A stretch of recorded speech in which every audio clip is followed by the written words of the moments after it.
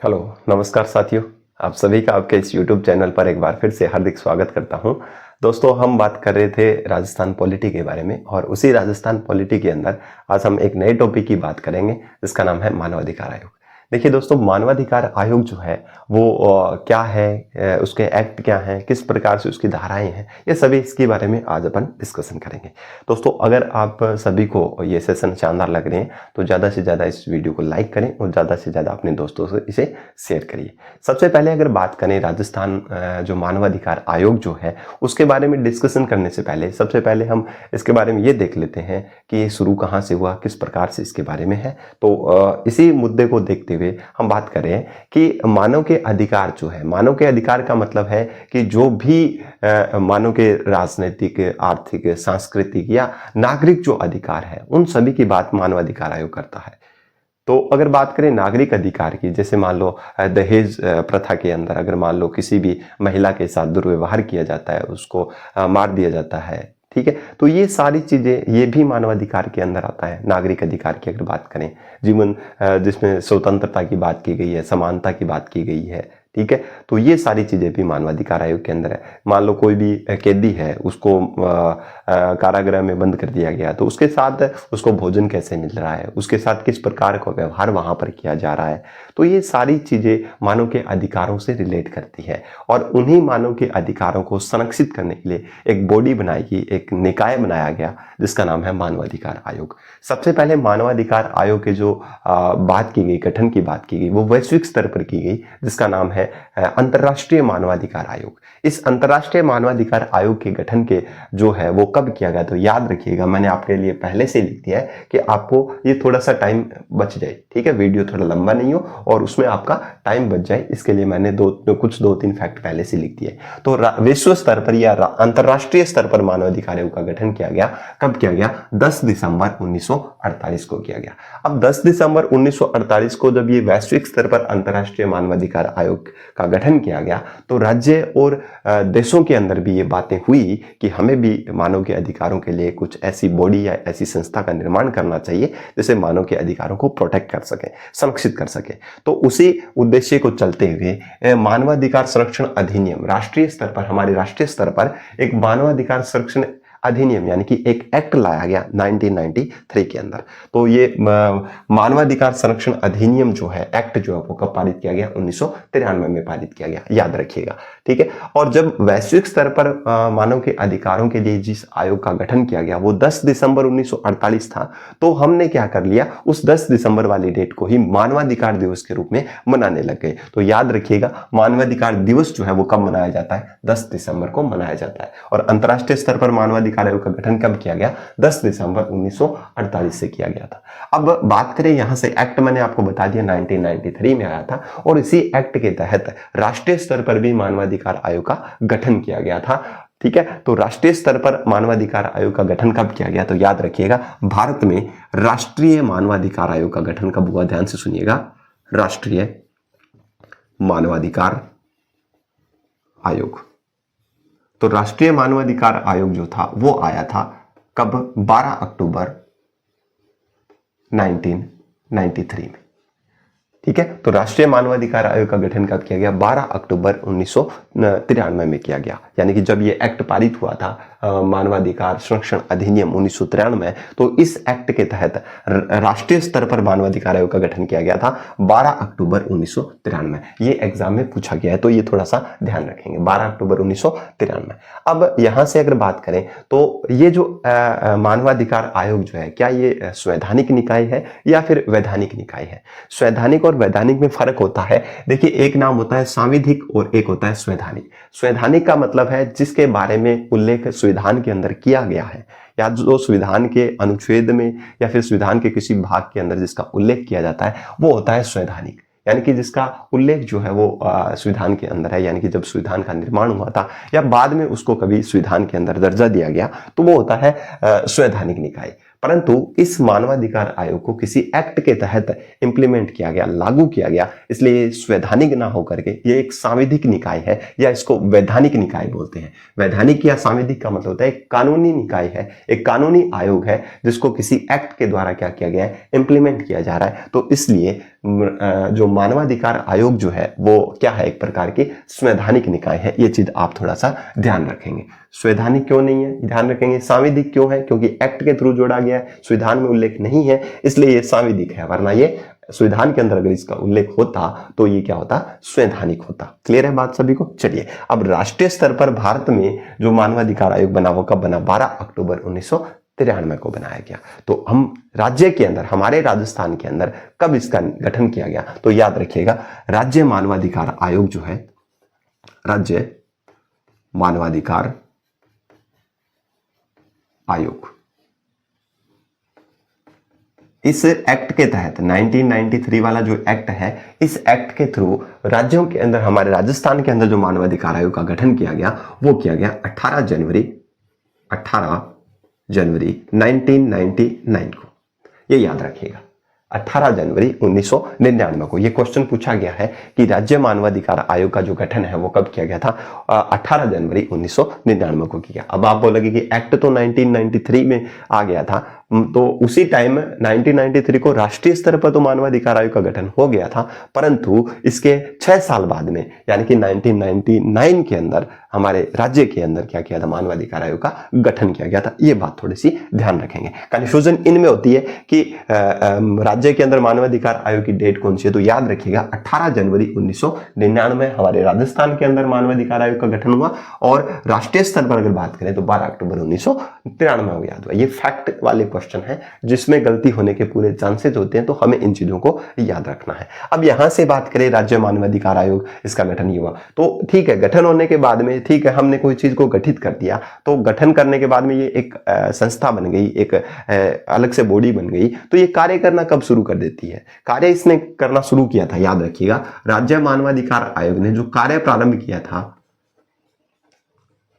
इसने कार्य जो प्रारंभ किया था वो किया था मार्च में, और ये डेट भी याद रखेंगे, 23 मार्च 1999 में, 23 मार्च 1999 को इस आयोग ने क्या कर दिया था, कार्य करना शुरू कर दिया था। तो याद रखें, ये दोनों क्वेश्चन पूछे गए एग्जाम में कि 18 जनवरी 1999 में जब आयोग का गठन किया गया था, और गठन के बाद में जो कार्य करना कब प्रारंभ किया गया था, 23 मार्च आपको 23 आपको डेट याद रहे तो ठीक है, नहीं रहे तो भी वो ठीक है। याद रखिए, सॉरी, यहां पर 2000 है, 2000।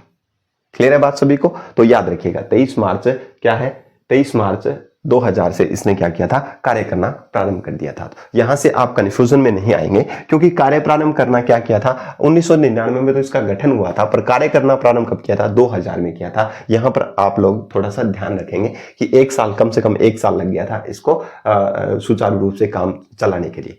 क्लियर हो गई बात सभी को। तो ये फैक्ट वाले क्वेश्चन है, एक बार इनको देख लीजिएगा, जिससे आपको थोड़ा सा ये आइडिया हो जाए कि क्या राज्य मानवाधिकार आयोग है, राष्ट्रीय स्तर पर कब गठन हुआ, राज्य स्तर पर कब उठना। एक बात और बता देना चाहूंगा मैं आपको कि ये एक प्रकार की इंडिपेंडेंट बॉडी है, यानी कि ये स्वायत्त संस्था है, स्वायत्त संस्था है। स्वायत्त संस्था का मतलब है कि ये एक स्वतंत्र संस्था है, स्वतंत्र आयोग है, इसके ऊपर किसी भी प्रकार का दबाव नहीं है। ये अपने स्वेच्छा से ही मानव के अधिकारों का अगर उल्लंघन होता है तो अपनी स्वेच्छा से ही उन पर क्या कर सकती है, कार्यवाही कर सकती है। ये बात अलग है कि ये दंड नहीं दे सकती, केवल जांच कर सकती है, पर अपने आप में एक इंडिपेंडेंट बॉडी है, याद रखिएगा। तो ये एक स्वायत्त संस्था है और एक सलाहकारी निकाय इसको बोल सकते हैं। सलाहकारी निकाय क्यों है, ध्यान से सुनिएगा, सलाहकारी निकाय। राज्य मानवाधिकार क्या है, एक सलाहकारी निकाय है। सलाहकारी का मतलब यहां से साफ आप देखिएगा, सलाह का मतलब आप जानते हो परामर्श, ठीक है। तो ये राज्य सरकार को मानव के अधिकारों को अगर उल्लंघन होता है तो उसके संबंध में राज्य सरकार को सलाह दे सकती है, ये जांच कर सकती है, उसको सलाह दे सकती है, परंतु ये दंड नहीं दे सकती किसी भी व्यक्ति को। जैसे मान लो कोई भी अपराध कर देता है कोई व्यक्ति, तो उसको दंड देने का प्रावधान न्यायालय दंड दे सकता है, या राज्य सरकार के द्वारा किसी भी अधिकारियों के द्वारा या फिर किसी भी ऐसी एजेंसी के द्वारा दंड दिया जा सकता है। पर ये एक ऐसी बॉडी है जो सलाह दे सकती है, जांच भी कर सकती है, पर दंड नहीं दे सकती है, इसलिए ये सलाहकारी निकाय के रूप में काम करता है, पर अपने आप में इंडिपेंडेंट बॉडी है, तो इसलिए इसको स्वायत्त संस्था भी कहा जाता है। क्लियर हो गई बात सभी को। तो ये स्लाइड जो है वो आपके लिए इंपॉर्टेंट इसलिए हो जाती है क्योंकि इसके अंदर कुछ फैक्ट वाले हैं, और फैक्ट आपको हमेशा याद रखने बहुत जरूरी है, क्योंकि कुछ चीजों के फैक्ट याद नहीं रहेंगे तो अपन आगे नहीं बढ़ सकते। ये थोड़ा सा ध्यान से सुनिएगा। क्लियर। अब आगे अगर देखें, यहां से क्लियर हो गया, स्क्रीनशॉट जिसको लेना है स्क्रीनशॉट ले सकता है। चलिए अब बात कर लेते हैं थोड़ी बहुत परिभाषा की, कि इस एक्ट के अंदर अगर बात करें तो इस एक्ट में मानवाधिकार क्या होता है, मानव के क्या क्या अधिकार हैं, ये किसके अंदर बताया गया है। हो सकता है एग्जाम में मेरे अकॉर्डिंग अगर देखा जाए तो शायद ही ये क्वेश्चन पूछा गया है, शायद ही मैंने कभी किसी एग्जाम में ये क्वेश्चन देखा है, पर हो सकता है आगे आने वाले एग्जाम के अंदर ये पूछ लिया जाए, क्योंकि अब जैसे आप जानते हो कि ट्रेंड किस तरीके से चेंज हो रहा है, तो उसमें क्वेश्चन पूछने की संभावना बनती है। तो क्लियर याद रखेंगे कि अगर बात करें ये जो मानवाधिकार जो शब्द जो है इसको परिभाषित किस में किया गया है, तो याद रखिएगा इस शब्द को परिभाषित किया गया है धारा 2 के अंदर परिभाषित किया गया है, याद रखेंगे, ठीक है। तो मानवाधिकार संरक्षण अधिनियम एक्ट, यानी कि इस ये जो एक्ट था, याद रखिएगा एक्ट 1993 का जो है, इस एक्ट के अंदर दूसरी जो धारा है उसके ग में क्या किया गया है, मानवाधिकार शब्द को परिभाषित किया गया है। मानवाधिकार शब्द तो इस शब्द को क्या किया गया है, परिभाषित किया गया कि मानवाधिकार मानव अधिकार क्या है, इसके बारे में कहां पर उल्लेख किया गया है। तो याद रखिएगा इस एक्ट में 1993 के एक्ट में धारा 2 के अंदर इसको क्या किया गया है, परिभाषित किया। अभी मैंने बताया कि दहेज से संबंधित कोई मामला है, या फिर महिलाओं पर अत्याचार से संबंधित मामला है, बेगार से संबंधित मामला है, किसी बाल श्रम से संबंधित मामला है, ठीक है, शिक्षा से वंचित रखने का कोई मामला है, कारागृह के अंदर किसी भी अपराधी के साथ दुर्व्यवहार का मामला है, या फिर कोई भी पुलिस कर्मचारी है, या फिर कोई अन्य जो लोक सेवक जो है अगर किसी नागरिक के साथ दुर्व्यवहार करता है, उससे जुड़ा हुआ कोई मामला है, तो उन सभी की जिक्र किसके अंदर किया गया है। तो याद रखिएगा 1993 जो एक्ट जो है राज्य मानवाधिकार संरक्षण अधिनियम 1993 जो है, उसकी एक धारा है 2, उस धारा 2 के घ के अंदर इसका क्या किया गया है, उल्लेख किया गया है, उस शब्द को परिभाषित किया गया है कि एक्चुअल में मानव अधिकार क्या है। क्लियर है बात सभी को। तो उम्मीद करता हूं कि आपको ये फैक्ट भी समझ में आ चुका होगा। अब अपन बात करें, मैंने आपको बता दिया सारा कि राष्ट्रीय स्तर पर कब गठन हुआ, तो मेरे साथ रिकॉल करेंगे 12 अक्टूबर 1999 को। राज्य स्तर पर कब हुआ, 18 जनवरी 1999 को। और राजस्थान के अंदर इसने कार्य प्रारंभ कब किया, 23 मार्च 2000 को इसने कार्य प्रारंभ कर दिया था। याद रखिएगा यहां से अब जो मानवाधिकार जो आयोग जो है, ये जो राज्य मानवाधिकार अगर बात करें, हमारे राजस्थान के परिप्रेक्ष्य से बात करें, राज्य मानवाधिकार आयोग, राज्य मानवाधिकार आयोग जो है, इसका जो उल्लेख जो है इस एक्ट के अंदर, जो 1993 का एक्ट जो है, इसके आधार पर राज्य के अंदर जो मानवाधिकार आयोग बना था, वो अध्याय 5 में धारा कितनी धाराओं के अंदर बात की गई, तो याद रखिएगा अध्याय तो है 5, अध्याय कितना है, कौन से अध्याय में जिक्र किया गया, अध्याय 5 में। और धारा कौन कौन सी धाराओं में, धारा 21 से लेकर के 29 तक धाराओं से 29 तक इसका क्या किया गया है, प्रावधान किया गया है। ये बात थोड़ी सी दिमाग में बैठा करके रखिएगा। तो इस एक्ट के तहत 1993 का जो एक्ट आया था, उसमें राज्य मानवाधिकार आयोग का गठन किया गया था, ध्यान में रखिएगा। अब यहां से अगर बात करें तो अपन अगर धाराओं की बात करें तो सबसे पहले अपन धाराओं की डिस्कशन कर लेते हैं। तो मैं एक साथ आपको कुछ धाराएं बता देता हूं। तो अध्याय 5 है और धारा कितनी है, 21 से 29 तक धाराएं हैं। अब उन धाराओं के बारे में थोड़ी थोड़ी डिस्कशन कर लेते हैं कि वास्तव में उन धाराओं में क्या क्या चीजें लिखी गई है। तो देखिए सबसे पहले अपन बात कर लेते हैं धारा 21 की। धारा कौन सी की, 21 की। अब धारा 21 के अंदर कुछ उपधाराएं भी है जिसके अपन हम बात करेंगे। तो धारा 21 में अगर बात करें, धारा 21(1), मैं अलग अलग बात कर रहा हूं, धारा 21(1) की अगर बात करूं तो धारा 21(1) जो है इसके अंदर बात की गई है इसके गठन की और इसके नाम की। तो याद रखिएगा, मैं एक चीज बता देता हूं कि सबसे पहला हमारा काम क्या है कि किसी भी आयोग का क्या करना, राज्य मानवाधिकार आयोग की बात करें तो किसी भी आयोग का क्या करना, गठन करना।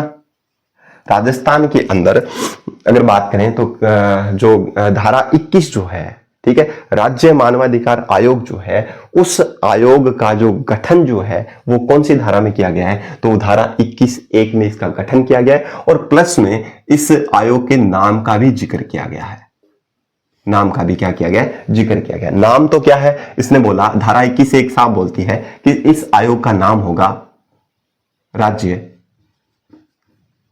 मानवाधिकार राज्य मानवाधिकार आयोग। ये तो इसका होगा नाम, तो इसके नाम के बारे में भी बताया गया कि क्या होगा इसका नाम, राज्य मानवाधिकार आयोग इसका नाम होगा। दूसरी बात, इसका गठन जो है वो कब किया गया, तो याद रखें, अभी मैंने आपको बताया 18 जनवरी 1999 में इसका क्या किया गया, गठन किया गया। ये धारा 21(1) में लिखा हुआ है। क्लियर है। अब आपको पता है कि इसका गठन 18 जनवरी 1999 में किया गया, तो इसका मतलब साफ है कि हमें एक चीज और पता है कि इस आयोग ने कार्य करना कब प्रारंभ किया, तो ये याद रखेंगे 23 मार्च 2000 में, या मार्च 2000 भी आप याद रख सकते हैं। तो मार्च 2000 के अंदर इस आयोग ने क्या किया था, कार्य करना प्रारंभ कर दिया था, सुचारू रूप से कार्य करना प्रारंभ कर दिया था।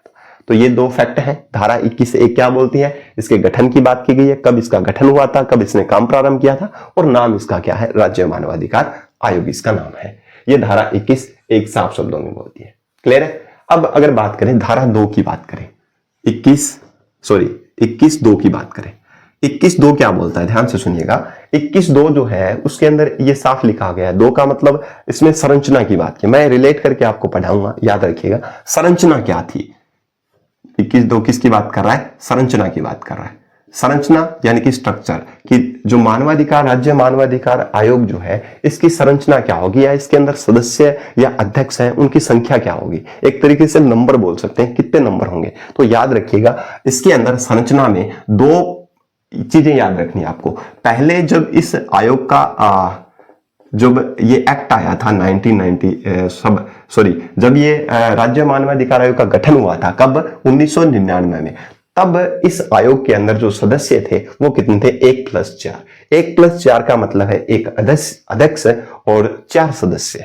एक अध्यक्ष और 4 सदस्य थे सबसे पहले जब इसका गठन किया गया था। कब किया गया था, 1999 में, ये याद रखें। तो एक अध्यक्ष और 4 सदस्य थे, कब थे, 1999 में।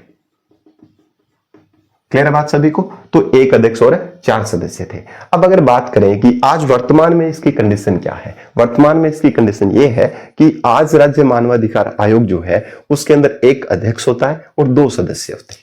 ठीक है। तो आज की जो वर्तमान जो परिप्रेक्ष्य से देखा जाए 1+2 की स्ट्रक्चर है, 2 की संरचना है, यानी कि एक अध्यक्ष और 2 सदस्य। अगर टोटल नंबर ऑफ बोले तो कितने होंगे, 3। आपसे क्वेश्चन पूछ सकता है, ध्यान से सुनिएगा मेरी बात को, अध्यक्ष सहित है ये, अध्यक्ष सहित। यहां से क्वेश्चन कंफ्यूज करने वाले आ सकते हैं, मैं उसकी बात करूंगा। अध्यक्ष सहित कितने होंगे, 3 मेंबर होंगे। कितने मेंबर होंगे, 3। या एक चीज ध्यान से सुनिएगा, आपसे पूछ सकता है कि राज्य मानवाधिकार आयोग के अंदर सदस्य संख्या कितनी है, तो याद रखेंगे सदस्य संख्या के लिए पूछे तो कितनी है, 2 है। अगर आपसे पूछे टोटल नंबर कितने हैं तब क्या बताओगे आप, अध्यक्ष सहित पूछे तो कितने हैं, 3 है। यहां कंफ्यूजन हो सकती है, आपसे कई बार ये पूछ लिया जाता है कि राज्य मानवाधिकार आयोग के अंदर सदस्य संख्या कितनी है, तो आप बिना सोचे बोलना 2 है। अगर आपसे पूछा जाए अध्यक्ष सहित संख्या कितनी है तो 3 है। या टोटल नंबर पूछे, आयोग के अंदर संख्या पूछे कि कुल संख्या कितनी है, तो याद रखिए कितनी है, 3 है, एक अध्यक्ष है और 2 सदस्य है। और ये इंप्लीमेंट कब हुआ, तो याद रखिएगा मानवाधिकार जो अधिनियम था उसमें अमेंडमेंट हुआ, संशोधन हुआ, कब, 2006 में। 2006 से संशोधित एक्ट आया और 2006 से ही जो मानवाधिकार संरक्षण जो अधिनियम जो था वो संशोधित किया गया 2006 के अंदर। और 2006 से 1+2 का जो प्रारूप जो है वो बनकर के तैयार हुआ, यानी कि एक अध्यक्ष और 2 सदस्य होंगे इस आयोग में। ये कब से लागू हुआ, 2006 में, जब इस एक्ट को क्या कर दिया गया, संशोधित कर दिया गया, तब से 1+2 की स्ट्रक्चर है, 2 की स्ट्रक्चर यहां पर दी गई है। क्लियर है। तो ये याद रखेंगे। अब ये आर्टिकल किसमें बताता है, धारा किसमें बताता है, धारा 21(2) के अंदर संरचना बताई है। मैं याद करवाऊंगा, याद रखना आप, ठीक है। थोड़ा सा ध्यान से एक बार सुन लीजिए, उसके बाद में मैं सारी चीज याद करवा दूंगा, रटने की जरूरत नहीं है। 21(3) में क्या बताया गया, 21(3) जो है वो क्या बोलता है, 21(3) के अंदर बात की गई है सचिव की। किसकी बात की गई है, सचिव की बात की गई है। चलो इससे पहले मैं आपको बता देता हूं अध्यक्ष कौन होना चाहिए और जो सदस्य है वो कौन होते हैं, याद रखिएगा। सबसे पहले अगर बात करें अध्यक्ष की बात करें, इसकी स्ट्रक्चर में 2 चीजें हैं, एक तो है अध्यक्ष और एक क्या चीज है, सदस्य। अभी मैंने आपको बताया सदस्य कितने होंगे, 2 होंगे। क्लियर। और अध्यक्ष तो एक ही होता है। अब एक अध्यक्ष और 2 सदस्य होंगे, तो एक अध्यक्ष अगर 2 सदस्य हैं तो उसके अंदर एक चीज आप पर्टिकुलर तरीके से ध्यान रखिएगा कि अध्यक्ष जो है वो कौन होना चाहिए। तो अध्यक्ष होना चाहिए हाई कोर्ट जो है, हाई कोर्ट का सेवानिवृत्त मुख्य न्यायाधीश, सेवानिवृत्त मुख्य न्यायाधीश, यानी कि चीफ जस्टिस होना चाहिए, न्यायाधीश। ये देखिए, क्लियर बात सभी को। तो इस आयोग का अध्यक्ष कौन होना चाहिए? जो हाई कोर्ट जो है वो राज्यों के अंदर जो उच्च न्यायालय जो है, उस उच्च न्यायालय का मुख्य न्यायाधीश, सेवानिवृत्त रिटायर्ड जो मुख्य न्यायाधीश है, चीफ जस्टिस जो है, वो इस आयोग का अध्यक्ष होगा। ये बात पहले थी जब ये एक्ट लागू हो गया था, ठीक है, इस आयोग का गठन किया गया, तब हाई कोर्ट का सेवानिवृत्त मुख्य न्यायाधीश इसका अध्यक्ष हुआ करता था। परंतु इस एक्ट के अंदर संशोधित किया गया, कब किया गया? 2019 से इस एक्ट के अंदर क्या कर दिया गया? संशोधन कर दिया गया।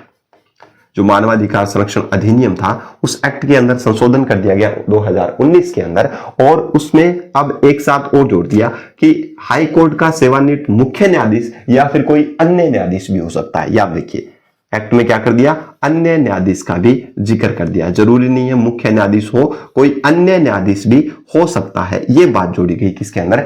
संशोधित अधिनियम जो आया 2019 के अंदर, उसमें साफ बताया गया कि हाईकोर्ट का सेवानिवृत्त मुख्य न्यायाधीश होगा, हो सकता है। अगर वो नहीं है तो उसकी जगह कोई अन्य न्यायाधीश जो है वो भी इस आयोग का अध्यक्ष माना जाएगा। क्लियर है बात सभी को? तो ये 2019 के संशोधित अधिनियम के थ्रू इसको जोड़ा गया कि अन्य न्यायाधीश भी इस आयोग का अध्यक्ष बनाया जा सकता है। सेवानिवृत्त मुख्य न्यायाधीश के साथ साथ कोई न्यायाधीश है तो भी उसको अध्यक्ष बनाया जा सकता है। ये संशोधित अधिनियम 2019 बोलता है।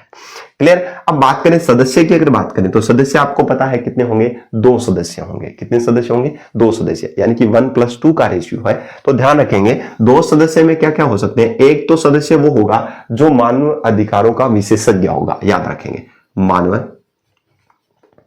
मानवाधिकारों का विशेषज्ञ,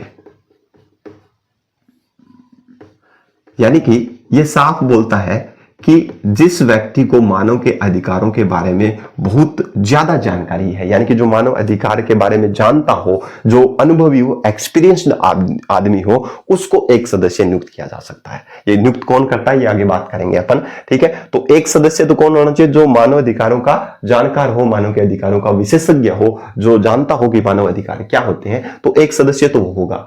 दूसरा सदस्य कौन हो सकता है? ध्यान से सुनिएगा। दूसरा सदस्य होगा या तो जो हाई कोर्ट जो है उसका कोई भी न्यायाधीश हो सकता है, या तो वर्तमान हो सकता है, या सेवानिवृत्त न्यायाधीश, मुख्य न्यायाधीश की बात नहीं कर रहा हूं, कोई भी न्यायाधीश हो सकता है, या फिर कोई डिस्ट्रिक्ट कोर्ट है उसका न्यायाधीश हो सकता है, पर जिसको 7 साल का क्या होना चाहिए? डिस्ट्रिक्ट न्यायाधीश जो है उसको 7 साल का क्या होना चाहिए? अनुभव होना चाहिए। ये बात की गई है किसके अंदर? एक सदस्य और है उसके अंदर बात की गई है। तो आप याद रखें, क्या याद रखेंगे? सबसे पहले तो एक चीज थोड़ी सी ध्यान रखेंगे कि हाई कोर्ट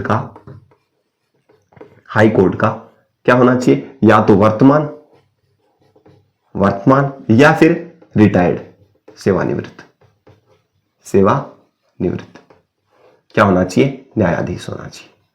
यहां जरूरी नहीं है कि मुख्य न्यायाधीश ही हो, ठीक है ना, जरूरी तो यहां भी नहीं है। 2019 से ये यहां पर भी बता दिया गया है। तो ध्यान रखिएगा, हाई कोर्ट का या तो वर्तमान या फिर रिटायर्ड, ठीक है, या तो प्रेजेंट के अंदर कोई न्यायाधीश है, या फिर जो रिटायर हो चुका है वो कोई भी एक न्यायाधीश होना चाहिए। ये बात बताई गई है, ठीक है। एक न्यायिक अधिकारी होना चाहिए, न्यायिक पद पर कोई आसीन व्यक्ति जो रहा है वो होना चाहिए, या फिर डिस्ट्रिक्ट कोर्ट का, जिला न्यायालय का, वही कंडीशन है, वर्तमान या सेवानिवृत्त न्यायाधीश हो जिसको 7 साल का अनुभव हो। कितने वर्ष का? 7 वर्ष का क्या हो? अनुभव हो। 7 वर्ष का क्या होना चाहिए? अनुभव होना चाहिए। तो ये बात की गई है दूसरे सदस्य की, ध्यान रख लेंगे। अध्यक्ष कौन होना चाहिए? हाई कोर्ट का सेवानिवृत्त जो चीफ जस्टिस जो है, मुख्य न्यायाधीश है, वो होना चाहिए। पर 2019 में इस एक्ट के अंदर, इस अधिनियम के अंदर संशोधित कर दिया गया, और फिर इसने बोल दिया कि कोई भी अन्य न्यायाधीश जो है वो भी इस आयोग का अध्यक्ष बन सकता है। ये बात की गई है किसके अंदर? अध्यक्ष के अंदर बात की। और सदस्य के अंदर बात करें, एक सदस्य वो होना चाहिए जो मानव के अधिकारों के बारे में जानकारी रखता हो, विशेषज्ञ हो उसका, और दूसरा होना चाहिए कोई भी हाई कोर्ट है या डिस्ट्रिक्ट कोर्ट है, जिला न्यायालय जो है उसका या तो सेवानिवृत्त या फिर वर्तमान जो न्यायाधीश है वो होगा।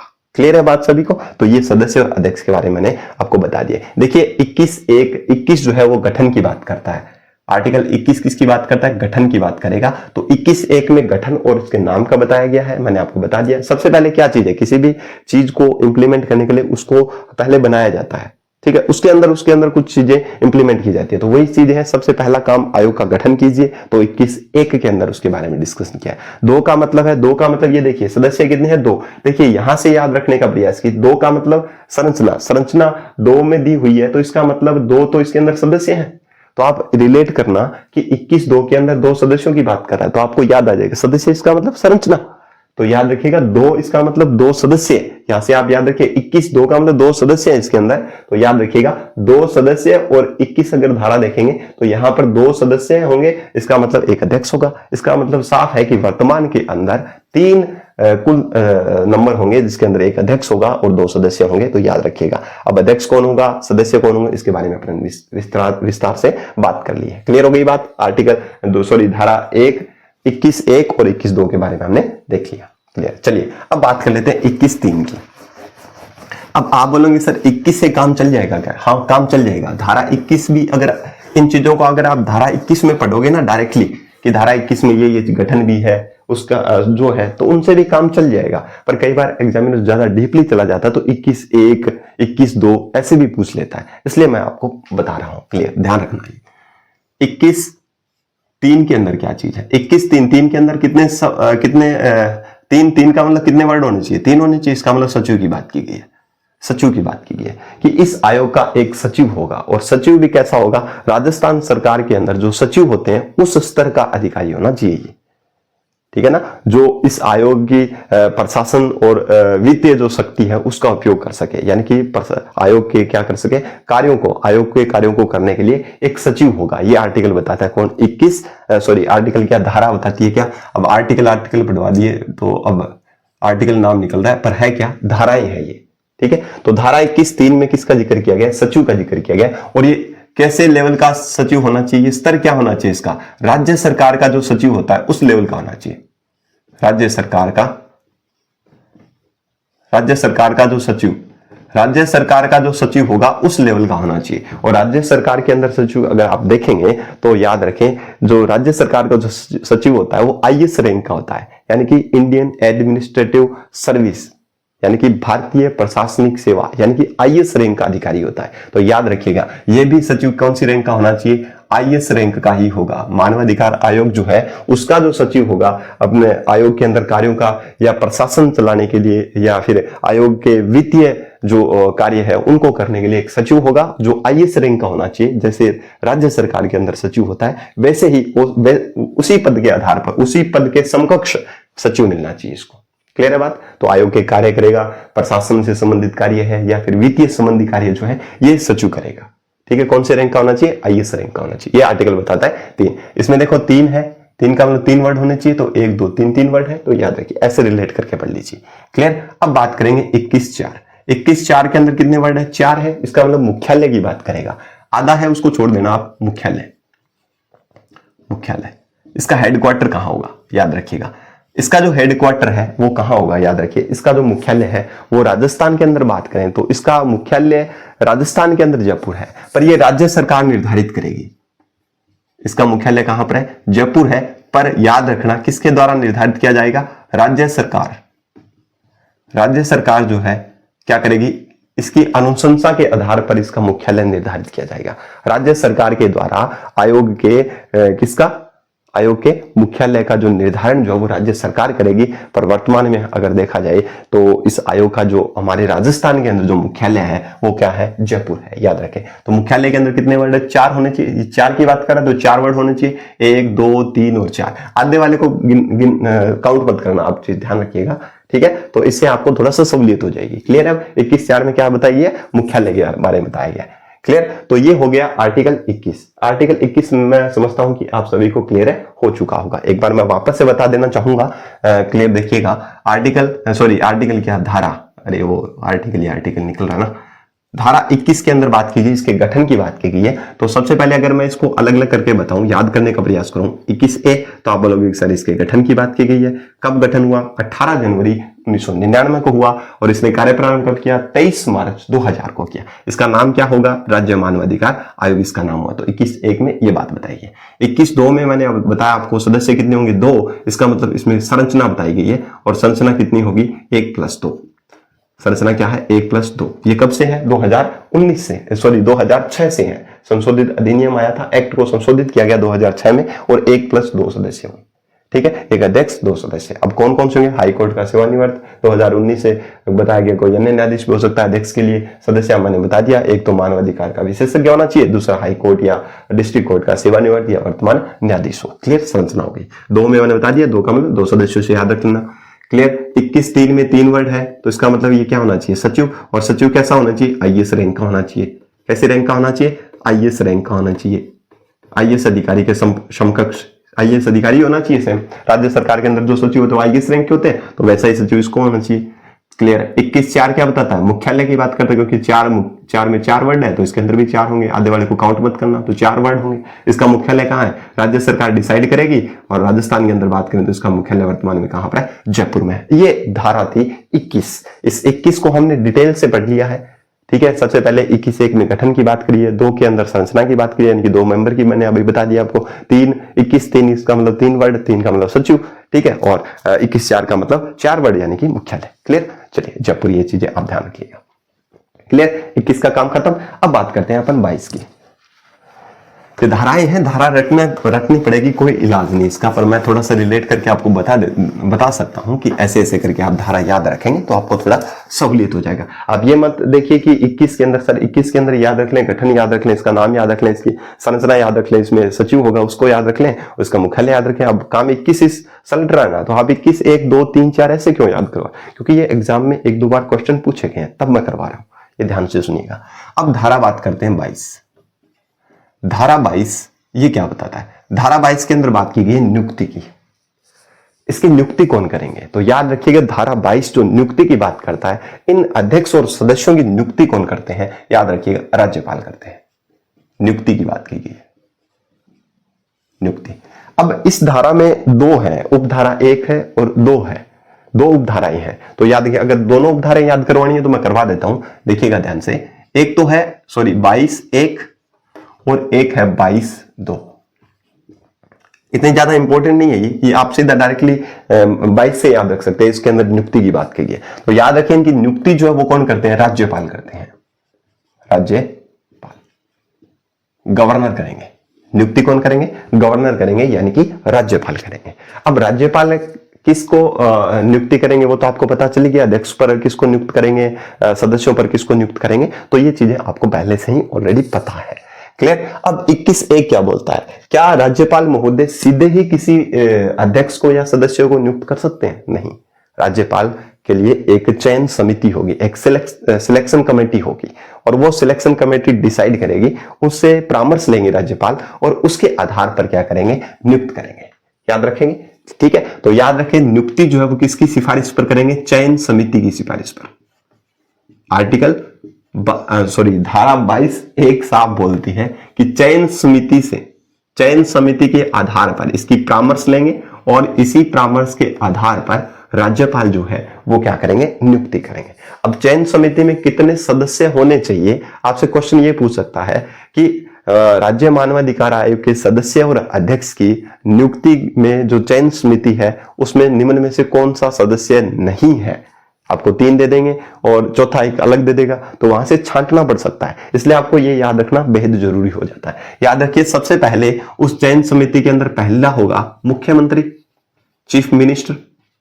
मुख्यमंत्री जो है इस चयन समिति के, याद रखना, अध्यक्ष होंगे, यानी कि इस कमेटी के अध्यक्ष जो है वो कौन होंगे? मुख्यमंत्री होंगे।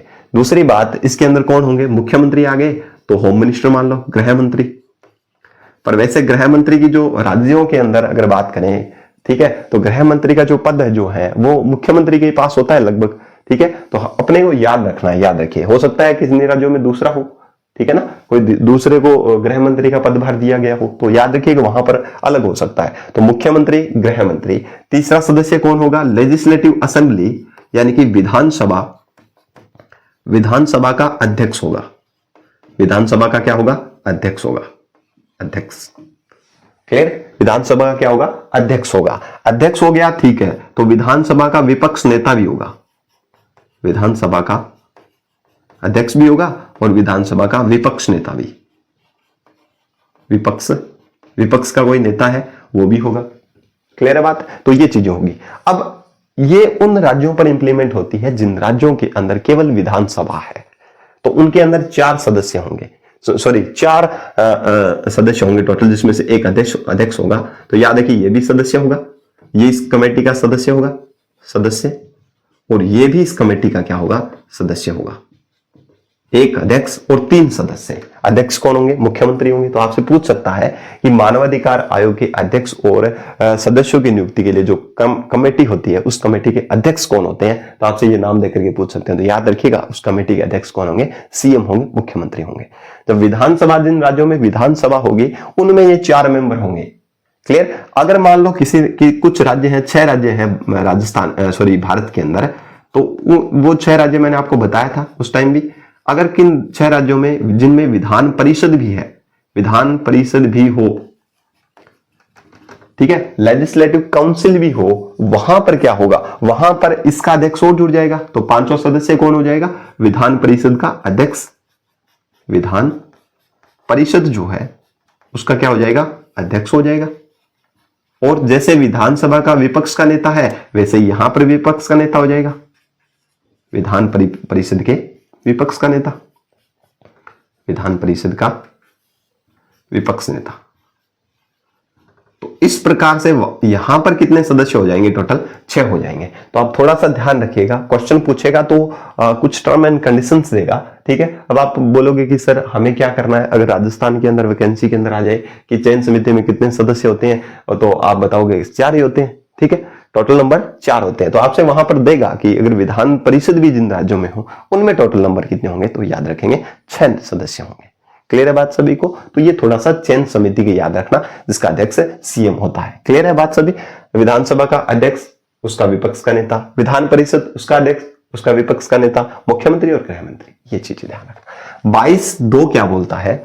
अगर मान लो इस चयन समिति के अंदर कोई भी सदस्य का पद या फिर किसी भी सदस्य का पद जो है वो रिक्त है, तो क्या उस कंडीशन में अध्यक्ष और पद रिक्ति है किसमें? चयन समिति जो है, ध्यान से सुनिएगा मेरी बात को, चयन समिति जो है उस समिति में कोई भी पद क्या है? रिक्त है। रिक्त का मतलब खाली है। ऐसे मान के चलिए राजस्थान के परिप्रेक्ष्य से बात करूं तो ये 4 पद है, 4 है। चयन समिति में कितने सदस्य हैं? 4। अगर मान लो गृह मंत्री की पोस्ट खाली है, या विधानसभा का अध्यक्ष नहीं है, या विधानसभा का विपक्ष का नेता नहीं है, इनमें से कोई भी एक पद रिक्त हो जाए, तो क्या उस कंडीशन में राज्यपाल इस समिति की सिफारिश से या परामर्श से अध्यक्ष और सदस्य की नियुक्ति करता है, तो क्या वो मान्य है? ऑब्वियसली मान्य है। आप उस अध्यक्ष और सदस्य को अविधि मान्य घोषित नहीं कर सकते। आप ये नहीं कह सकते कि एक पद खाली था और अध्यक्ष और सदस्य बना दिया तो इसको हटा दो, ऐसा पॉसिबल नहीं है। तो याद रखिएगा, चयन समिति में अगर कोई भी पद रिक्त है तो अध्यक्ष और सदस्य, अध्यक्ष व सदस्य जो नियुक्त हो चुके हैं वो मान्य होंगे, भाई मान्य होंगे, कानूनी रूप से ये क्या होंगे? मान्य होंगे। आप ये नहीं कह सकते कि कोई भी एक पद रिक्त था और उस रिक्ति के दौरान ही अगर किसी का नियुक्त कर दिया राज्यपाल महोदय ने तो उसके बाद में आप उसको मान्य नहीं, तो ऐसा पॉसिबल नहीं है। रिक्त है तो है, अब उसमें क्या कर सकते हैं, पर जब बना दिए गए अध्यक्ष और सदस्य तो वो मान्य होंगे। ये आर्टिकल धारा किसमें बताया गया? 22(2) में बताया गया। क्लियर है बात सभी को? यहां देख लो 2 है तो इसमें दोनों की बात आई है, सदस्यों की भी बात आई है ना। इसमें नियुक्ति के में 2 की बात करी गई है, तो ये याद रख लेना, रिलेट कर लेना। तो याद रखिएगा धारा 22 के अंदर क्या बताया गया? धारा 22 में साफ बताया गया नियुक्ति की बात की गई है। नियुक्ति राज्यपाल करेंगे, किसकी सिफारिश पर करेंगे? चयन समिति की सिफारिश पर, जिसमें हेड कौन होता है? मुख्यमंत्री होता है। और अगर चयन समिति का कोई पद रिक्त है तो भी अध्यक्ष और सदस्य जो नियुक्त किए गए वो मान्य होंगे। क्लियर? चलिए, ये धारा 22(2) बोलता है। क्लियर? अब देखिए धारा 23 की बात कर लेते हैं। आज मैं सभी धाराओं को पढ़ाऊंगा आपको, ठीक है ना। चाहे कितना ही टाइम लगे, क्योंकि बीच में छोड़ देंगे तो फिर क्या है, वीडियो के अंदर वो बात नहीं रहती है, फिर आप थोड़े बोरिंग हो जाते हैं। आज पूरी धारा पढ़ लेंगे, दिक्कत नहीं आएगी। चलिए अब बात कर लेते हैं धारा 23।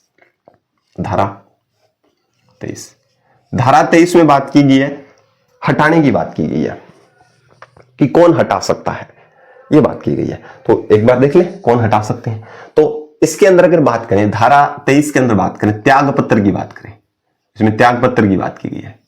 त्याग पत्र किसको देंगे? धारा 23(1), ध्यान से सुनिएगा, धारा 23(1), इसके अंदर क्या बताया गया? त्याग पत्र। त्याग पत्र किसको देंगे? अध्यक्ष और सदस्य, याद रखिएगा, जिसने नियुक्त किया है उसी को देंगे। किसको देंगे? राज्यपाल को। राज्यपाल को संबोधित करते हुए त्याग पत्र दे देंगे कि मैं इस पद को क्या कर रहा हूं, छोड़ रहा हूं, और आप ये त्याग पत्र क्या कीजिए, स्वीकार कीजिए।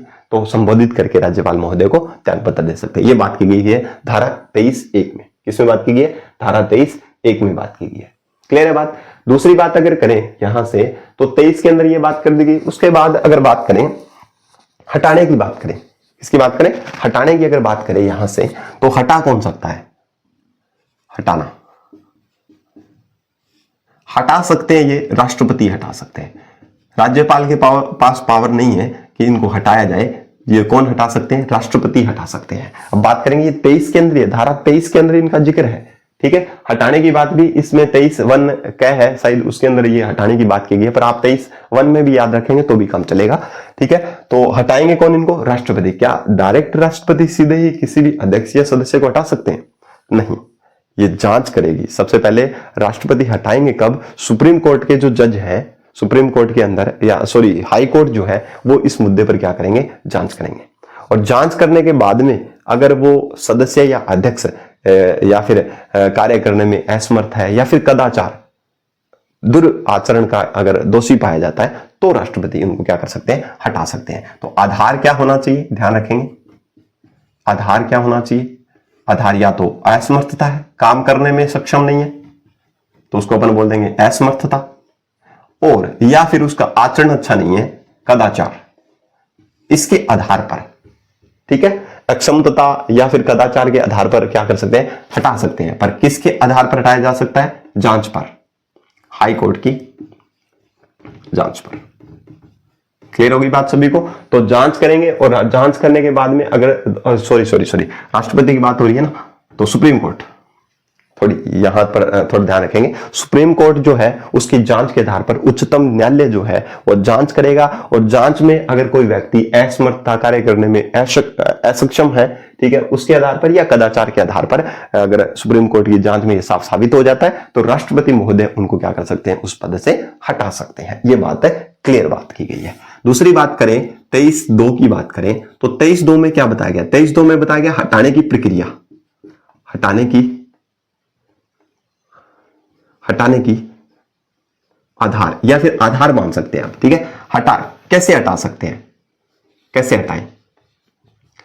कैसे हटाया जाएगा?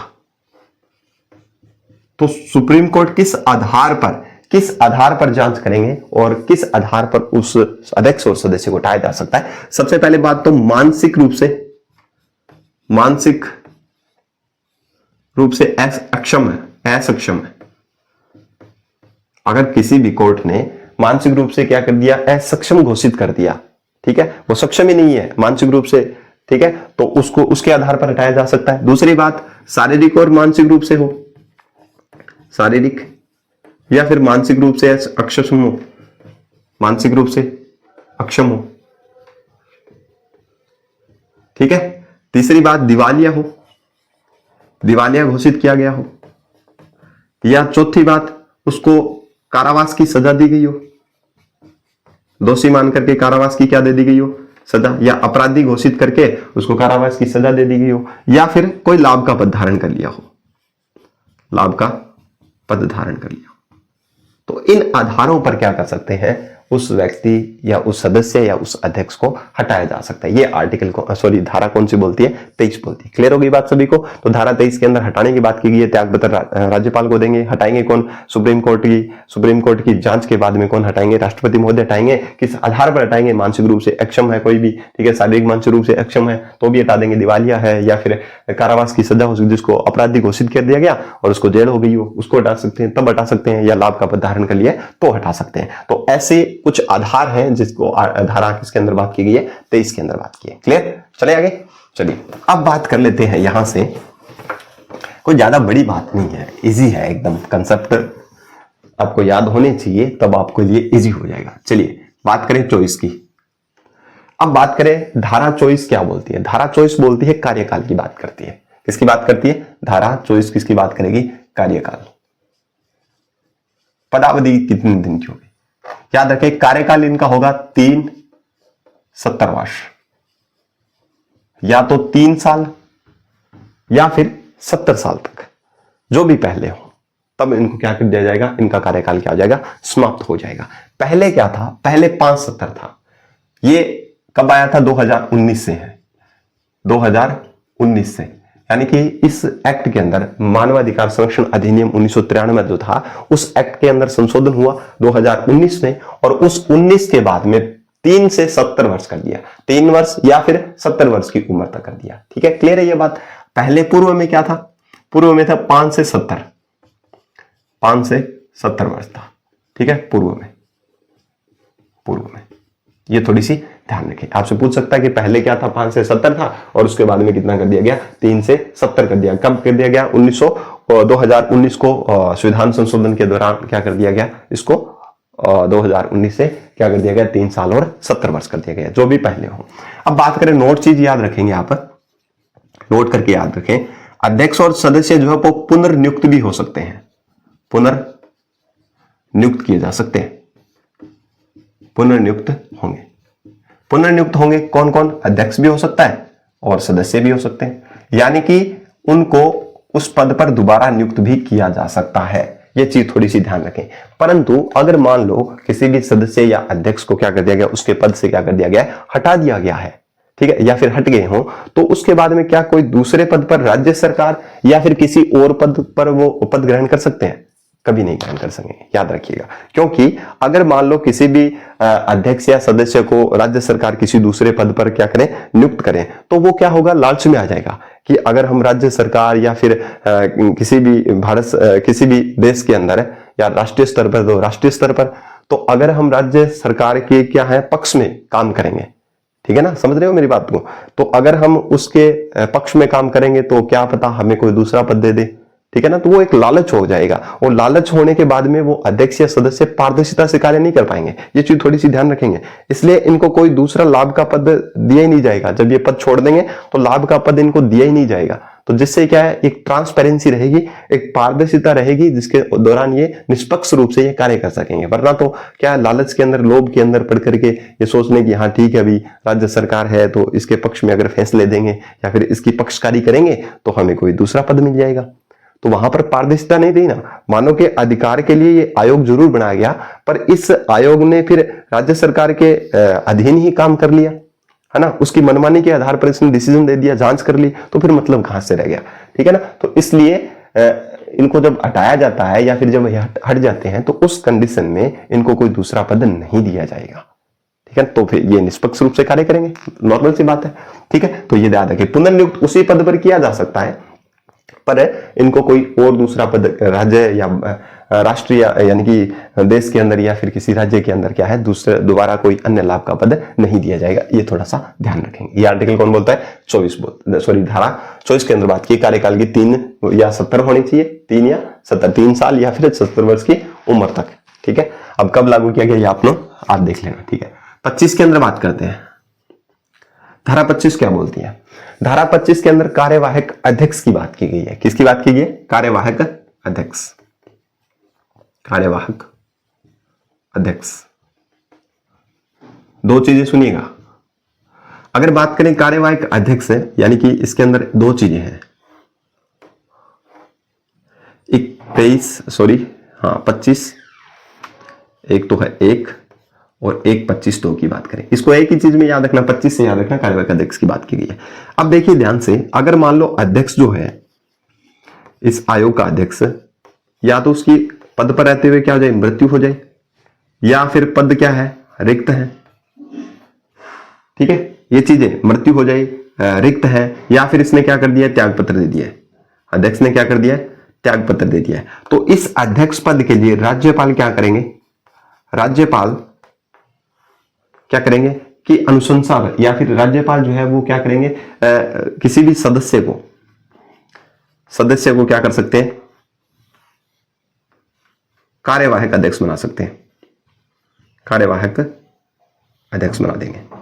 तो याद रखिएगा, ध्यान रख लेंगे। अगर मान लो अध्यक्ष पद पर रहते हुए मृत्यु हो गई है, अध्यक्ष का पद रिक्त है, या फिर उसने क्या कर दिया, त्याग पत्र दे दिया है, तो उस कंडीशन में राज्यपाल के पास ये पावर है, राज्यपाल महोदय जो है किसी भी इस आयोग के अध्यक्ष को अध्यक्ष पद के लिए क्या कर सकते हैं, नियुक्त कर सकते हैं, यानी कि कार्यवाहक अध्यक्ष बना सकते हैं। ये कार्य, यानी कि आयोग के कार्यों को संचालित करने के लिए, उसको जारी रखने के लिए किसी भी सदस्य को अध्यक्ष बनाया जा सकता है। ये बात की गई है इसके अंदर। अगर मान लो अध्यक्ष अक्षम है, इसके अंदर बात की हटा नहीं है, पर वो अपने कार्य करने में क्या है, असक्षम है, असमर्थ है, किसमें, कार्य करने में। मान लो कोई भी कुछ भी हो सकता है, जैसे मान लो बीमार हो गया, ठीक है, या उसने किसी प्रकार की छुट्टी ले ली, अध्यक्ष पद रिक्त नहीं है, पर हो सकता है उसने अवकाश ले लिया हो, छुट्टी ले ली हो 5-10 दिनों की, या फिर हो सकता है कि कोई बीमारी हो गई हो, ठीक है, कोई कुछ भी हो सकता है, उस पद रिक्त नहीं है, पर उसको किसी भी कारणवश से उसको छुट्टी लेनी पड़ रही है, तो उस कंडीशन, अवकाश लेना पड़ रहा है, तो उस कंडीशन में राज्यपाल क्या करेंगे, राज्यपाल के पास पावर है, राज्यपाल क्या करेंगे, किसी भी सदस्य को नियुक्त कर सकते हैं, किसी सदस्य को कार्यवाही कार्यवाही के लिए क्या कर सकते हैं, नियुक्त कर सकते हैं। कब तक, जब तक अध्यक्ष पद धारण ना कर ले, अध्यक्ष पद पुनः धारण ना कर रहे, तब तक इसको सदस्य को उसके अध्यक्ष पद पर बनाया जा सकता है, बनाए रखा जा सकता है। बहुत ही डीपली कंसेप्ट पढ़ा रहा हूं मैं, ध्यान से सुनिएगा, ठीक है। आपने बहुत बार देखा होगा कि हाँ ठीक है, धारा 24 पढ़ ली, आपने धारा 25 पढ़ ली, पर इसके अंदर जो मेन फैक्ट जो है, अंदर घुसे हुए फैक्ट है, अगर वो पूछ ले फिर क्या होगा, है ना। तो थोड़ा सा ध्यान रखिए। 24 के अंदर कार्यकाल की बात की, 370 होना चाहिए, जो भी पहले हो, ठीक है। इसको अध्यक्ष और सदस्यों को पुनर्नियुक्त किया जा सकता है 2019 से। 2019 से पहले ये कंडीशन नहीं थी। 2019 के बाद में इनमें ये बताया गया कि अध्यक्ष और सदस्य जो पुनर्नियुक्त उन पदों पर हो सकते हैं। 25 नंबर धारा क्या बोलती है, कार्यवाहक अध्यक्ष की बात की गई है। 25(1) में क्या बताया गया, अध्यक्ष की मृत्यु हो गई, पद रिक्त हो गया, उसने त्याग पत्र दे दिया, तो अध्यक्ष का पद पूरी तरीके से खाली है, तो उस कंडीशन में राज्यपाल किसी सदस्य को कार्यवाहक अध्यक्ष बना सकते हैं। अगर अध्यक्ष अक्षम है, कार्य करने में असक्षम है, उसने त्याग पत्र नहीं दिया है, ना वो उसकी मृत्यु हुई है पद पर, ना ही उसका पद रिक्त है, तो उस कंडीशन में क्या होगा, अवकाश जब ले रखा है उसने, तो किसी भी सदस्य को कार्यवाही का संचालन करने के लिए उसको अध्यक्ष पद पर नियुक्त कर सकता है। जब तक वो अध्यक्ष उस पद को वापस धारण ना कर ले, तब तक वो सदस्य उस आयोग का अध्यक्ष बना रहेगा। क्लियर है बात सभी को, ये ध्यान रखें। लास्ट में धाराओं को एक साथ पढ़ा दूंगा, एक बार आप ध्यान से सुन लीजिए, ठीक है ना, डरने की जरूरत नहीं है बिल्कुल भी। चलिए अब बात कर लेते हैं अपन 26 की। आज धारा पूरी पढ़ाऊंगा, चाहे कितना ही टाइम लगे, क्योंकि बाद में ये दिक्कत करती है। धारा 26, धारा 26 में बताया गया वेतन भत्ते, वेतन और भत्ते, वेतन भत्ते। तो वेतन भत्ते क्या है, कौन डिसाइड करेगी, राज्य सरकार, याद रखिएगा। इसका निर्धारण, वेतन भत्तों का निर्धारण कौन करेगी, राज्य सरकार। निर्धारण जो है इसका कौन करेगी, राज्य सरकार। स्टेट गवर्नमेंट जो है वो इन आयोग के अध्यक्ष और सदस्यों के वेतन भत्तों का क्या करेगी, निर्धारण करेगी। ये धारा किसमें बताया गया, धारा 26 में बताया गया। क्लियर। धारा 27, धारा 27, धारा 27 में याद रखिए, इसके अंदर बात की गई है सचिव की, सचिव की, और बात की गई है अधिकारी की, अधिकारी या कर्मचारियों की, अधिकारी या कर्मचारी। ध्यान से सुनिएगा, धारा 27 को ध्यान से सुनिएगा। धारा 27 क्या बोलती है, धारा 27 बोलती है कि कार्यों का संचालन करने, प्रशासन से संबंधित या फिर वित्तीय संबंधी कार्यों का संचालन करने के लिए एक सचिव होगा, जिसके बारे में हमने पहले से ही देख लिया है, ठीक है। सचिव होगा कार्य के लिए, और वो कैसी रैंक का होगा, आईएएस रैंक का होगा, यह हमने बता दिया। मुख्य आईएएस रैंक होगी, और मुख्य मुख्य कार्यपालक अधिकारी। तो आपसे पूछ सकता है आयोग का मुख्य कार्यकारी या फिर कार्यपालक अधिकारी कौन होता है? सचिव होता है, जो अध्यक्ष के अधीन रहते हुए कार्य करेंगे। जो अध्यक्ष के अधीन रहते हुए, यानी कि जो भी इस आयोग का, राज्य मानवाधिकार आयोग का जो अध्यक्ष है उसके अंडर रहते हुए कार्य करेंगे। जो भी अध्यक्ष कार्य उनको सौंपेंगे वो कार्य कौन करेंगे? सचिव करेंगे। IAS रैंक के होते हैं और ये मुख्य कार्यपालक या फिर मुख्य कार्यकारी अधिकारी होंगे, ये याद रखिएगा। सचिव क्या होंगे? IAS रैंक के होंगे और मुख्य कार्यपालक अधिकारी होंगे। क्लियर है बात? अधिकारी इनकी खुद की जांच एजेंसी होती है, ठीक है ना। इनकी खुद की क्या होती है? इस आयोग की खुद की क्या होती है? जांच एजेंसी होती है। ये खुद जांच करने के लिए इनके पास एजेंसी है और उस एजेंसी के अंदर पुलिस अधिकारी होता है। क्या होता है? पुलिस अधिकारी। उस एजेंसी का क्या होता है? क्या पुलिस अधिकारी होगा। और वो पुलिस अधिकारी जो है वो किस स्तर का होना चाहिए? उसका लेवल क्या होना चाहिए? याद रखें, उसका स्तर जो है पुलिस महानिरीक्षक स्तर का होना चाहिए। पुलिस महानिरीक्षक, ये राज्य सरकार प्रोवाइड करवाएगी, याद रखें। तो समझ आ गई बात सभी को? तो इस आयोग की खुद की एक जांच एजेंसी होती है जो जांच खुद करती है। जो राज्य के अंदर जो नागरिक है उनके मानव के अधिकारों का अगर उल्लंघन हो रहा है तो उस कंडीशन में ये खुद की जांच एजेंसी के द्वारा क्या करेगी? जांच करेगी। और उस जांच एजेंसी का जो मुखिया होगा, हेड जो होगा, वो पुलिस अधिकारी होगा। और वो पुलिस अधिकारी किस स्तर का होना चाहिए? पुलिस महानिरीक्षक पद का अधिकारी होना चाहिए, जो क्या करेगा? इस जांच एजेंसी का मुखिया होगा। ये ध्यान रखिएगा, ठीक है। कर्मचारी क्या होंगे? जो आयोग जो है, आयोग के कार्यों के लिए तकनीकी व वैज्ञानिक कर्मचारी उपलब्ध कराएगा। कौन उपलब्ध कराएंगे? राज्य सरकार, ठीक है। तो आयोग जो है उसके तकनीकी किस किस को याद रखेंगे? तो वैज्ञानिक और तकनीकी कार्यों के लिए वैज्ञानिक जो है, ठीक है, वैज्ञानिक कार्य है या फिर तकनीकी टेक्निशियल जो वर्क जो है उनके कार्यों के लिए कर्मचारी कौन उपलब्ध कराएगा? राज्य सरकार उपलब्ध कराएगी। ये बात की गई है किसके अंदर? धारा 27 के अंदर। धारा 27 के अंदर एक बात बहुत जो एजेंसी है उसकी बात की गई है। इस आयोग की एजेंसी है, उसके अंदर कौन पुलिस अधिकारी होगा, किस स्तर का होगा, उसकी बात की गई है। इसके अंदर सचिव बात की, यानी कि कर्मचारियों की बात की गई है। धारा 27 में ओवरऑल अगर बात करें तो इसके अंदर कौन कौन से कर्मचारी होंगे जो इस आयोग के अंदर रह करके कार्य करेंगे, उनकी बात धारा 27 के अंदर की गई है। ये आप थोड़ा सा ध्यान रखें। सीधा याद रखें, कर्मचारी होंगे, इसमें सारे कर्मचारी हैं। सचिव है वो भी कर्मचारी है, मुख्य कार्यपालक अधिकारी है जो अध्यक्ष के अंदर रह करके काम करेंगे। अधिकारी है, इनकी खुद की जांच एजेंसी होती है जिसमें पुलिस अधिकारी होगा जिसका मुख्य, और वो किस स्तर का होना चाहिए? पुलिस महानिरीक्षक स्तर का होना चाहिए। कार्य तकनीकी, यानी कि आयोग के जितने भी कार्य है उसके लिए तकनीकी या फिर जो कार्य है, तकनीकी कार्य है या फिर वैज्ञानिक कार्य जो है उसके लिए राज्य सरकार क्या करेगी? इनको कर्मचारी प्रोवाइड करवाएगी। बस बात सीधी सी है, 27 के अंदर नहीं है।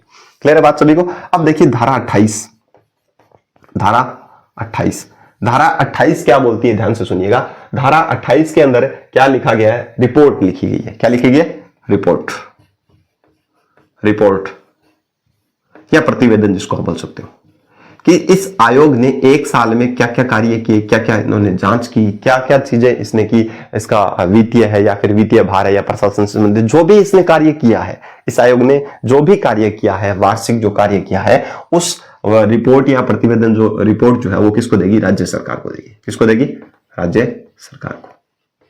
अब आपसे पूछ सकता है कि मानवाधिकार आयोग, राज्य मानवाधिकार आयोग जो है वो अपना वार्षिक प्रतिवेदन या वार्षिक रिपोर्ट जो है वो किसको देती है? राज्यपाल, मुख्यमंत्री, राज्य सरकार या फिर कोई और नाम दे देगा, विपक्ष के नेता, कुछ भी दे देगा। तो याद रखिए राज्य सरकार को ही क्या करेगी? ये अपनी रिपोर्ट, वार्षिक रिपोर्ट जो है वो प्रोवाइड करवाएगी। कब? धारा 28 के अंतर्गत। किसके अंतर्गत? 28 के अंतर्गत। क्लियर होगी बात सभी को? क्लियर ना बात सभी को? ठीक है। अब अपन देखें, अगर आगे देखें तो एक बार इन धाराओं के बारे में डिस्कशन कर लेते हैं, ठीक है, इसका, क्योंकि रिवीजन जरूरी है, रिवीजन के बगैर कुछ नहीं हो सकता। तो थोड़ा सा 5 मिनट का टाइम दूंगा मैं, जितना अब तक पढ़ाया है उन सभी का पूरी तरीके से अपन क्या कर लेंगे? रिवीजन कर लेंगे। क्लियर? चलिए सबसे पहले अपन देखें क्या देखा हमने? राष्ट्रीय मानवाधिकार, अंतरराष्ट्रीय वैश्विक स्तर पर, विश्व स्तर पर पूरी स्लाइड है, ये रिवीजन की है, ध्यान रखिएगा। विश्व स्तर पर मानवाधिकार आयोग का गठन कब किया गया था? तो आप बोलोगे सर गठन इसका किया गया था, कब किया गया था? याद है किसी को? याद रखिए 10 दिसंबर 1948 को किया गया। ठीक है भाई, बढ़िया बात है। ठीक है, अब देखिए एक एक्ट आया। एक्ट कब आया? मानवाधिकार संरक्षण अधिनियम, ध्यान से सुनिएगा, मानवाधिकार संरक्षण अधिनियम कब आया था? 1993 में आया था। ठीक है भाई, ये भी याद है हमें। 1993 एक्ट जब आया तो इस एक्ट में राष्ट्रीय स्तर पर यानी कि भारत के अंदर अगर बात करें अपन, तो कब इसका गठन किया गया? तो याद रखिएगा, कब किया गया? 12 अक्टूबर 1993 में कर दिया गया था। कब किया गया था? 12 अक्टूबर 1993 में कर दिया गया था। क्लियर है बात सभी को? अब यहां से अगर देखें तो 12 अक्टूबर 1993 में कर दिया गया था। अब ये बात करें यहां से, तो राज्य स्तर पर राजस्थान में इसका गठन कब किया गया? राजस्थान में किया गया कब? अगर याद है तो अभी बताया, अभी पीछे 18 जनवरी 1999 को। यह भी क्वेश्चन पूछा गया। कार्य को प्रारंभ किया इस आयोग ने राजस्थान में, इस आयोग ने कार्य कब प्रारंभ किया? तो याद रखिएगा 23 मार्च 2000 को कार्य प्रारंभ कर दिया गया। क्लियर होगी बात सभी को? ठीक है। मानवाधिकार दिवस कब मनाते हैं? जब वैश्विक स्तर पर मानवाधिकार आयोग का गठन हुआ तभी बनाएंगे, यानी कि 10 दिसंबर को। ठीक है। हेडक्वार्टर क्या है राजस्थान के अंदर? मुख्यालय क्या है? मुख्यालय कहां पर है? जयपुर में है। राष्ट्रीय स्तर पर मुख्यालय कहां पर? राष्ट्रीय स्तर पर मुख्यालय कहां पर है? याद रखिएगा, दिल्ली में है। कहां पर है? दिल्ली में है। क्लियर है? ये इतना देखा था हमने। उसके बाद हमने धाराएं पढ़ी, तो धाराएं की एक चीज मैं बता देता हूं। धारा कितनी है इसके अंदर? धारा 21 से 29 तक धाराएं हैं इसमें। अध्याय कौन सा है इस एक्ट के? 1993 के एक्ट के अकॉर्डिंग, सॉरी अध्याय, ये कौन से अध्याय में? 5वें अध्याय में है। याद रखिए, ये भी पूछा जा सकता है। धारा 21 से 29 तक इसका उल्लेख है, अध्याय 5 में है। ठीक है। अब धारा 21 देख ले। धारा 21 के हमने कुछ चीजें देखी थी, मैं दोबारा लिख देता हूं। 21(1), 21(2), अगर आपको याद है तो आप सभी इसके बारे में बताइएगा। 21(3) और 21(4). देखिए 21(1) के अंदर सबसे पहले हमने क्या किया? गठन बता दिया मैंने, गठन कैसे होगा। और गठन के बाद में हमने क्या देखा? एक नाम देखा, जिसका नाम राज्य मानवाधिकार आयोग होगा। गठन होगा 18 जनवरी 1999 में, कार्य 23 मार्च 2000 से। ठीक है। 2 के अंदर क्या बात की गई हमने? संरचना, यानी कि 2 सदस्यों की बात की गई है, संरचना की बात की गई है। तो पूर्व में 1 और 4 थे, यानी कि 5 कुल थे। 1 अध्यक्ष 4 सदस्य पूर्व में, और 2006 से 1 अध्यक्ष और 2 सदस्य थे। क्लियर है? अध्यक्ष कौन होगा? हाईकोर्ट का सेवानिवृत्त मुख्य न्यायाधीश, या फिर 2019 से संशोधन किया गया कोई भी अन्य न्यायाधीश भी हो सकता है। सदस्य कौन होंगे? एक तो मानवाधिकार आयोग का विशेषज्ञ होना चाहिए, दूसरा हाईकोर्ट या डिस्ट्रिक्ट कोर्ट जो है उसका सेवानिवृत्त या वर्तमान न्यायाधीश होना चाहिए, 7 साल का अनुभव हो। ठीक है। इसके बाद में हमने 21(3) में क्या देखा? सचिव IAS रैंक का होना चाहिए, जो प्रशासन संबंधी या वित्तीय संबंधी कार्यों का निर्वहन कर सके। यह सचिव की बात की गई थी, मुख्य कार्यपालक अधिकारी है। 4 में क्या किया गया था? मुख्यालय। राज्य सरकार किसी भी जगह को, किसी भी स्थान को मुख्यालय क्या कर सकती है? नॉमिनेट कर सकती है, मुख्यालय बना सकती है। तो वो मुख्यालय कहाँ है? राजस्थान के अंदर बात करें तो कहां पर है? जयपुर में है। ठीक है। ये धारा हो गई 21। अब देखिए धारा 22। धारा 22 में बात की गई नियुक्ति की। नियुक्ति कौन करेंगे? राज्यपाल करेंगे। बताए सभी को। हटाएंगे कौन? राष्ट्रपति हटाएंगे। किसकी जांच पर? सुप्रीम कोर्ट की जांच पर। किस आधार पर? वो हमने बता दिया। दूसरी बात, त्याग पत्र किनको देंगे? त्याग पत्र देंगे राज्यपाल को। किसको देंगे? राज्यपाल को। ये बात की गई है 22 में। क्लियर है बात सभी को? सॉरी 22 में ये चीजें नहीं है, अभी नियुक्ति है खाली, ये ध्यान रखें। 22 के अंदर क्या बात की गई है? नियुक्ति की बात की गई है। नियुक्ति कौन नियुक्त करेंगे? तो राज्यपाल नियुक्त करेंगे। धारा 23 आ जाओ। धारा 23 में हटाने की बात की गई है। सबसे पहले बात करें त्याग पत्र किसको देंगे? गवर्नर को। ठीक है। हटाएगा कौन? हटाना प्रेसिडेंट, राष्ट्रपति। किसकी जांच पर? सुप्रीम कोर्ट की जांच पर। क्या आधार है वो आप जानती हो सारे। ठीक है। चलिए धारा 24 में बात की गई है टाइम पीरियड की, कार्यकाल की। कितने साल होना चाहिए? या तो 3 वर्ष हो या फिर 70 वर्ष। ये कब हुआ? किस संशोधन के बाद में? 2019 के संशोधन के बाद में। पर पहले कितना था? 5 से 70 वर्ष था पूर्व में। ठीक है। ये चीज थोड़ी सी ध्यान रखें। अध्यक्ष पुनर्नियुक्त हो सकते हैं पद पर जैसे ही वो हटाए जाएंगे या फिर पद छोड़ देंगे तो उसके बाद में पुनर्नियुक्त नहीं होंगे। तो किसी भी राज्य सरकार या फिर किसी भी देश के अंदर क्या होंगे? वो किसी भी देश के हैं तो भारत सरकार या फिर राज्य सरकार के अंदर किसी भी अन्य पद पर नहीं होंगे, ये ध्यान रखेंगे। ठीक है। धारा धारा 25 किसकी बात करता है? कार्यवाहक अध्यक्ष की बात करता है। वो मैंने बता दिया कि जब वो अवकाश पर हो तो कैसे होगा, और जब पद ही खाली है तो क्या होगा, ये बता दिया आपको। कार्यवाहक अध्यक्ष की बात करेंगे 25 में। 26 में क्या बात करेंगे? 26 में बात करेंगे किसकी? वेतन भत्ते। कौन निर्धारित करेगा? राज्य सरकार। चलिए 27 के अंदर, धारा 27 के अंदर बात करें। धारा 27 में अधिकारियों की बात की गई, कर्मचारियों की बात की गई है। अधिकारी या कर्मचारी कौन होंगे, इनकी बात की गई है। ठीक है, धारा 28 में किसकी बात की गई है? वार्षिक विवरण की बात की गई है, या वार्षिक प्रतिवेदन या रिपोर्ट की बात की गई। किसको देंगे? राज्यपाल को। तो ये धारा 28 तक हमने देख लिया। क्लियर है बात सभी को? तो ये ध्यान रखिएगा, ये हमने आज देखा है राज्य मानवाधिकार आयोग की कुछ धाराएं बढ़ी है, इसकी क्या कार्य, क्या क्या कार्य कर सकते हैं, इसकी शक्तियां क्या है, और वर्तमान में इसके अध्यक्ष और सदस्य कौन है, और पहले कौन से सदस्य और कौन से अध्यक्ष रहे हैं। तो उसके लिए अपन एक नेक्स्ट वीडियो एक अच्छा सा तैयार करेंगे, क्योंकि आज अगर इसमें कर दिया ना तो वो क्या है कि सारा का सारा सिस्टम है ना वो खराब हो जाएगा, क्योंकि हम फिर क्या है भटक जाएंगे मुद्दों से। बहुत लंबी क्लास हो जाती है तो फिर दिक्कत होती है। पर आज मेरा मकसद था, लंबी तो आज भी हो चुकी होगी, और मकसद ये था कि आज आपको पूरी की पूरी धारा क्लियर करवा के जाऊं। ये मेन फैक्ट है, यहां से थोड़ा सा ध्यान दीजिएगा। ठीक है, ये वो जितनी भी हमने 30, 40, 45 मिनट में जो बात की है उसका एक ब्रीफ रिवीजन है। तो उम्मीद करूंगा कि आप इसी तरीके से कंसेप्ट को क्लियर करेंगे। देखिए किसी भी चीज को पढ़ने से पहले हमारा एक माइंड कंसेप्ट जो है वो क्लियर होना चाहिए कि हम पढ़ क्या रहे हैं। अदरवाइज हम ये आप बोल रहे हो कि सर धाराएं याद नहीं है, धाराएं बहुत अच्छी तरीके से याद होती है अगर हम कॉन्शियस माइंड से, बहुत ही संवेदनशील अगर दिमाग से अगर पढ़े, हम दिमाग खुला करके पढ़े तो याद होता है। ऐसी चीज नहीं है याद नहीं हो। ठीक है, तो उम्मीद करता हूं कि आपको ये सेशन शानदार लगा होगा। अगर शानदार लगा है तो अपने साथियों के साथ इसे शेयर करें। तब तक के लिए अपन मिलेंगे एक नेक्स्ट वीडियो में जिसके अंदर कुछ और फैक्ट की बात करेंगे। तब तक के लिए जय हिंद, जय भारत।